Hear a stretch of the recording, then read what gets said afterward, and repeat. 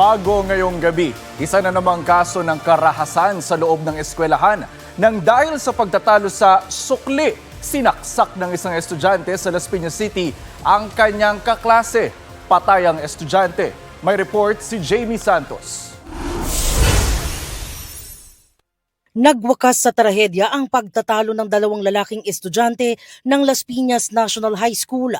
Sa gitna ng alitan, bumunot ng balisong ang 14 anyos na estudyante at sinaksak sa dibdib ang 13 anyos niyang kaklase. Argument sila base doon sa sukli ng tubig na binili. Yun, hindi naniwala yung CICL na yung sukli is naiwan doon sa school canteen.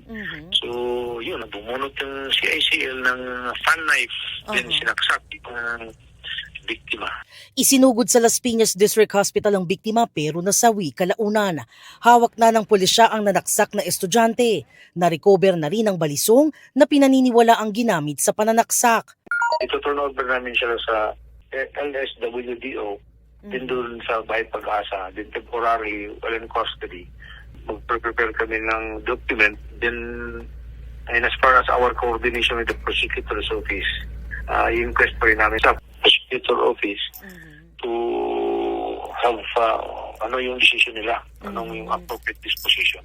Patuloy na inaalam ng pulisya kung paano na ipasok ang balisong sa paaralan. Sa isang pahayag, hiniling ng Las Piñas National High School sa publiko na huwag magpakalat ng mga hindi beripikadong impormasyon, larawan at video. Magbibigay daw ang paaralan ng psychological first aid, psychosocial support at iba pang tulong sa mga estudyante, guro at kawani na naapektuhan ng nangyari. Nananawagan din ng pamunuan sa mas mahigpit na pagtutulungan ng mga magulang, paaralan at komunidad upang maiwasan ang mga ganitong insidente. Jamie Santos, GMA News.